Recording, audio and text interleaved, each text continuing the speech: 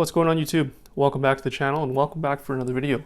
So today we're going to go through a bit of a discussion on how to submit to PSA, and really it's intended to be from a Canadian's perspective or someone outside of the US, right? I know there's a ton of videos out there already that showcase step-by-step guides on what to do to submit to PSA, but at first when I was looking at those guides, I wasn't able to find really information about the added costs or what it's like to submit from Canada, for example, right? So I wanted to go through and put together a video, just partly for the sake of my channel, but also partly for international viewers that want to submit to PSA, right? That don't really know the costs, the ins and outs, and everything too. So, pardon the setup. I know it's a bit unorthodox. I just needed a bit more space to showcase. So now let's go through a bit of the difference, right? When you're looking at submitting to PSA from outside of the US. The main difference is when you sign up for PSA, I should say, when you join PSA, the cost difference you will see, it's not apparent on the website until you actually enter your address in there. You can't do it now because PSA is closed, but from what I remember, from my recollection, there are 3 tiers of membership. So the first tier is silver membership, gold membership, and platinum membership, right? So the silver membership was about $59 US, if I remember correctly. Now, an international buyer, international customer, you are actually paying a bit more. About $20 is what my cost would have been to join the silver membership. Now, I joined the gold membership, and the difference between the memberships is just free vouchers, right? Silver membership, you don't get any free vouchers. You simply get the ability to submit and the accessibility to the bulk services and the quarterly specials. Now, the gold membership comes with 6 free vouchers plus a year subscription to PSA's little sport magazine, and then the platinum comes with 15 free submissions. And then that platinum was a cost of $249 for US. If you're international, it's probably about $270 or $275. The gold one was about $149 for US. I had to pay $170. Right, so there's a bit of an added cost there for memberships, as in terms of a buyer outside of the US, right?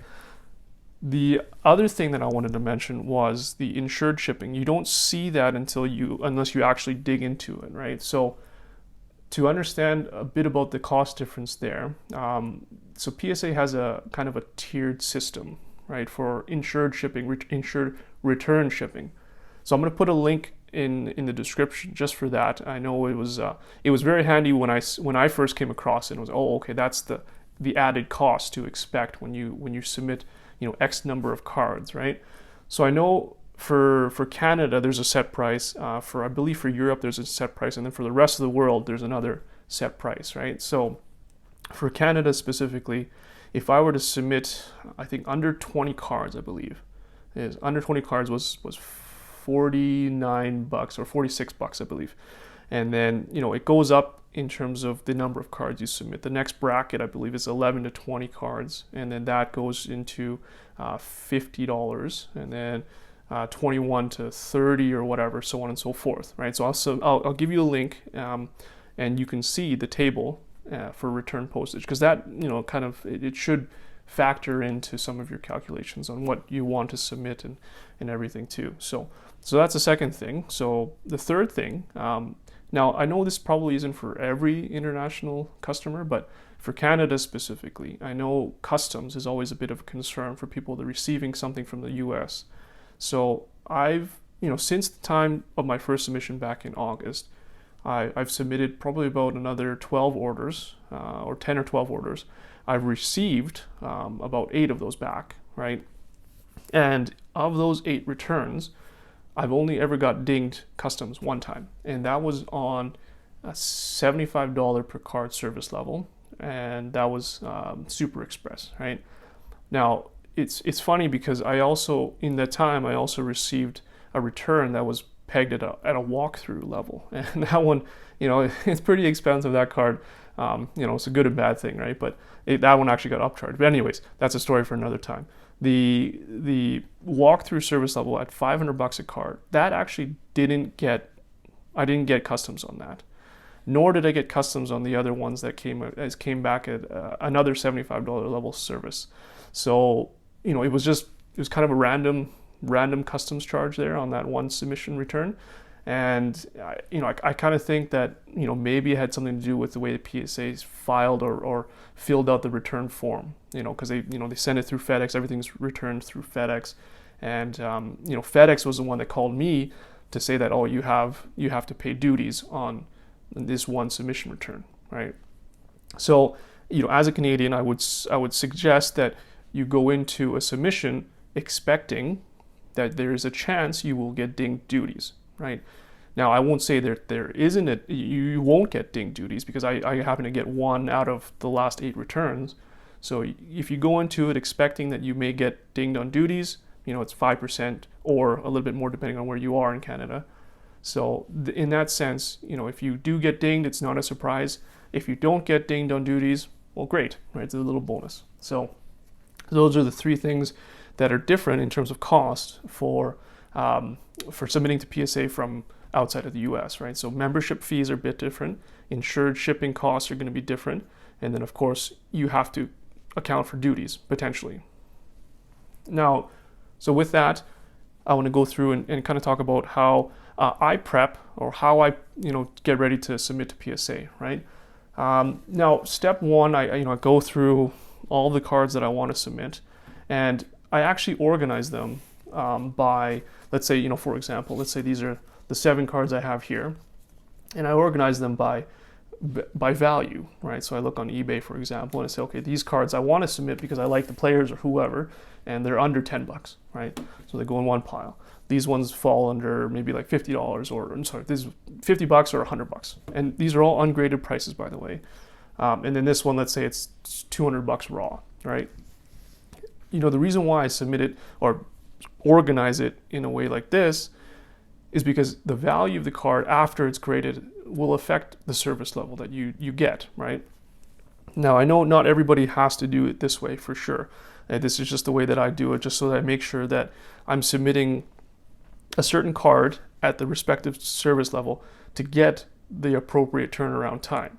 Because for PSA, be it good or bad, what they do is they prioritize the fastest service level. It's not a first in, first out type of service that PSA provides. It's based on the dollar figure, right? And you know, it's bad and good, right? But the last year is a prime example of what could happen if you sneak in everything under the sun that you want to submit and put it into the cheapest service level. You know, you're probably going to be waiting, you know, close to a year now with all the backlog to get those back at the cheapest service level, right? And meanwhile, the more expensive cards probably went up in value, right? And at the same time, when you do finally get them back, you're probably going to get upcharged anyway, right? So when you get upcharged, it's like, well, I waited a year for it. I could have actually got it back in a month if I had paid the appropriate service level. So I mean, you know, it's pros and cons, of course, right? The cost difference is something to think about for sure. But you know, that's how I organize it at first, right? So once I get them into their own buckets, then I go on to PSA and I start to do the submission form. So I'll do a walkthrough for that on the website just to complement this video. So then it'll showcase, you know, how to enter all your cards into the system and how to submit it online. But yeah, so I'll go on to PSA's website and I'll look up, you know, the service level report appropriate for this bucket, and then I'll enter all these cards in there. I won't hit submit. I'll just enter the cards in there, and then this one, same thing. You know, I'll do it all for all 3 of those. And then once the order forms are all kind of uploaded onto PSA, then I'll take the time and I'll go through and I'll look at, you know, each one, and I do my own little pre-grade, right? I think a pre-grade is probably a good idea for most people that want to submit, just so that you don't get any surprises back from PSA, or you weed out a lot of the weaker grades that you probably missed when you first looked at the cards. Now, a tool for me, for others that I would recommend you get is one of these magnifying lamps. So these ones sit on the desk, you know, and then they have a nice little LED light, a bright LED light. And the reason why they're so good is that under such big magnification, you can see a lot of the minor flaws that you might have missed just from an eyeball test, right? And the LED light does bring out a lot of the flaws or imperfections on the card. So you can really go through and tell, what is expected to grade high or what is expected to not grade high, right? And then you can make a decision after that and say, okay, well, maybe I don't need to submit this guy, right? And then now this kind of goes back into, the step 2 that I was talking about, where I was entering the submission form online. And let's say, out of these 3 cards for the lower tier, I don't want to submit this guy because it was, there's a dent on it or something. I simply go onto the form online in PSA, delete that line item, and that's it. And then so I go through and now that I know, I finalize the list of cards, right, based on both pre-grading and then also the buckets of where they fall in terms of value. Then you start to get ready to finalize the submission online, and then you print out all the forms and you get ready to prep, because that's the fun part, right? So here's a couple forms just to show you what you would expect. Let's say, you finalize the submission. You get 3 copies. You get PSA 1 copy 1, PSA copy 2, and then finally a customer copy, right? So PSA copy 1 and 2 will go along with your cards. You pack them together. Now, if in a customer copy, obviously you keep it for yourself. Now, if you're sending multiple orders into PSA in the same shipment, what you want to do in this section here where it says total number of orders included in this package, you'll put the number of orders, right? So in this case, in this example, I have 3 different ones. So I put 3, and then total number of cards, I have 7 here. I'll put 7, right? And then you have to put this on every form, every order form that you're submitting. So 3 and 7 for all of them, right? Now, how PSA wants you to submit, they usually recommend you submit in a card saver, right? So card saver 1s are what they recommend. And they, at the time when I first submitted, they were pretty cheap, pretty affordable. They were, I bought a pack of, 400 for, I think $60, I believe. Now it's I think it's doubled in price. So I understand if they're it's a bit of an added cost. It is a sunk cost too, by the way, because you're not going to get these back. In the many submissions that I've done since, I've asked them about 4 times to return the card savers along with the cards, because I thought, someone posted on a couple forums that they said they would do that for you if you put it in the notes, and I tried it, didn't work. So think of these card saver 1 as a sunk cost. So I know the costs now have gone up, so maybe it's not worth submitting to you. Maybe it's not worth it to you to submit in card saver 1s. So PSA actually has allowed you to submit in top loaders, officially have allowed you to submit in top loaders. The one danger with top loaders, though, is that you are at risk of the cards sliding in and out, depending on the size of the top loaders, of course. So what I recommend, if you do submit in top loaders, you can take a piece of painter's tape and just simply, put it over top of the card like this, right? Just so that the cards won't slide out at any point during shipment, right? And, also, I would recommend you put in one of these little pull tabs as well, too. That way when, the grader looks at it, they just simply pull this card out and it slides out. They don't have to reach in and, touch it with their fingers or anything like that until they're actually grading it. So, but yeah, I would recommend doing that. Once you've got everything all secured, what they want you to do is put it into, put it in between 2 pieces of thick cardboard. And then they want you to bundle it up with elastic bands, right?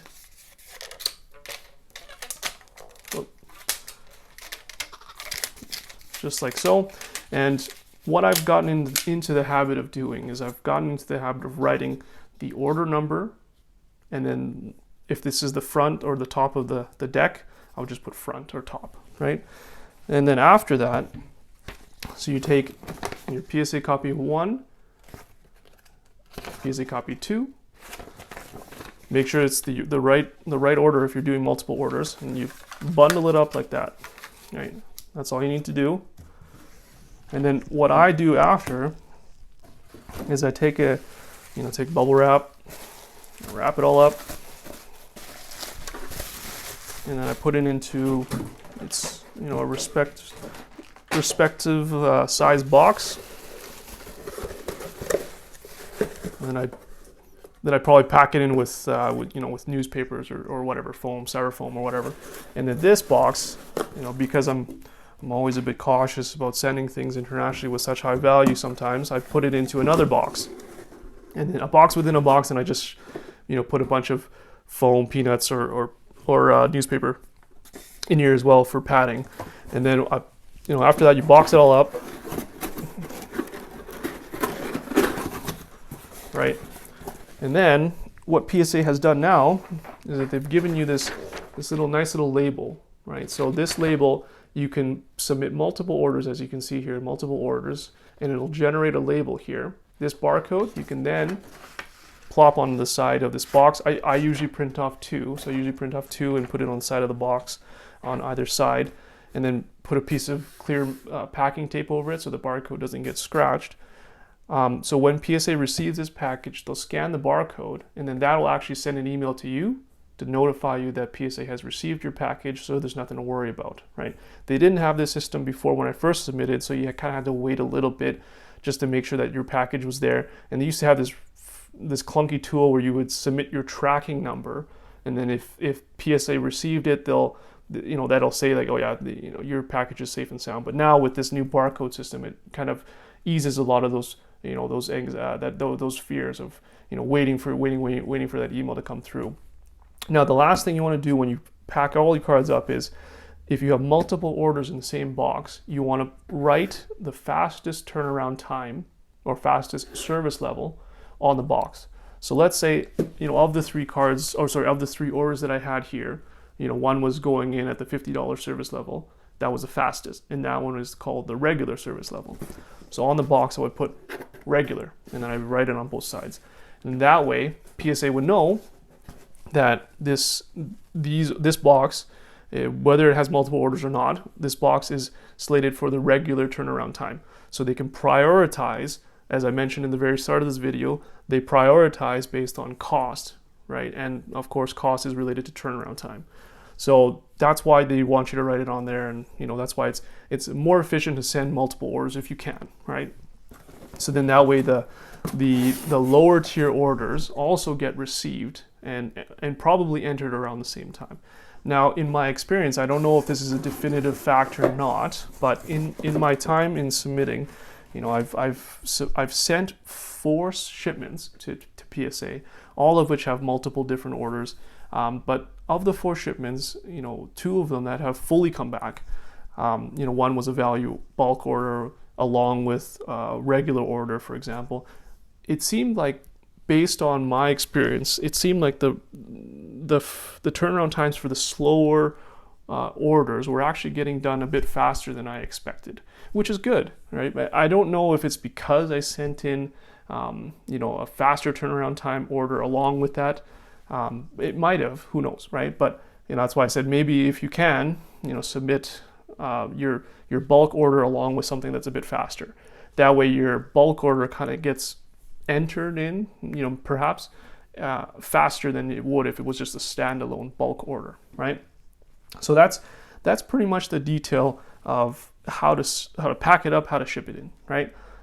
The one thing that I came to decide on when shipping to the US from Canada is now I send a lot of it through UPS, like overnight or 2-day service to the US. I mean, it's a bit of an added cost for sure, but I think it's worth it if you do it on a kind of dollar per card cost basis, right? So the first time I sent it via Canada Post to USPS, and I think that was the US expedited service, and it took about a week-ish to get there, right? And it was $60 some odd is what I paid. Now I pay about $120 for overnight, right, or 2-day service for US. And it's based on the number of cards I send in. Actually, it's not that much of an added cost on a dollar per card basis, so it makes it worthwhile. And the less transit time you have to send it PSA, it's probably the better option. But again, that's just what I do. It's just recommendation. Of course you're open to do whatever you want for shipping. I just prefer less time in the postal workers' hands for sure. Now, one thing I wanted to kind of highlight, also, if you see in the background, it's nothing to do with submissions. It's more of a good to know type of thing. If you like to protect your cases from scratches and stuff like that, what is on here, if you can see, it's actually a fitted sleeve for your case. Now it's called, it's called Superior Fit Innovations fitted card sleeves, and they're pretty cheap. They're pretty affordable. I think I got a pack for like $4 or something like that. It comes with 50 of these in one little pack, and they fit like a glove, right? Look at that, right? So I think it's the only little bit of plastic on the corners here, but they fit fantastic. So if you're interested to protect your case from scratches, like, I mean, the PSA case itself is really sturdy, but I don't like to see scratches on my cases and stuff like that. So I put it in a little sleeve like this. So I recommend you get one if you do. If you're like me, that you just want to protect everything all together, so get a sleeve. It's a big game changer for sure. So that about wraps it up in terms of how to submit, what it's like to submit as a Canadian. I would say, to end here, I would say that if you are unable to come up with a decent amount of cards to submit, I would again recommend and reiterate based on my last video, I would recommend you do a group submission, right? It does save you a lot of costs, especially because you're only sending domestically. Typically, you would send it domestically to a middleman group submission in your country, and they would send it to PSA, right? That way, it saves you shipping costs. It saves you return shipping costs as well too. So if you're only sending in, like, let's say 3 or 4 cards, I think better option is to do it that way. If you're sending in more, let's say 20 plus, then it gets to the point where, okay, now you can think about cost savings, because shipping more cards is more cost effective, right? And same thing with return, even accounting for return shipping as well too. So that's one thing. That's pretty much the only things I wanted to discuss in this video. I hope it helped you out if you are looking to submit, especially if you're submitting as a Canadian. I hope this video kind of helps you out a little bit, explain a little bit of the cost you should expect. And if you do submit, best of luck. Hopefully you get some crazy good grades coming back to your cards, if and when PSA opens back up. I think they're projected to open up sometime in July, I believe. But yeah, stay tuned. I will upload another video that details the website, how to use the website, and how to enter your cards into the website as well too, for your submissions. So stay tuned for that. Thanks for watching. If you have any feedback or comments, just let me know in the comment section below. Otherwise, give this a thumbs up, and I appreciate all the viewers. Thank you.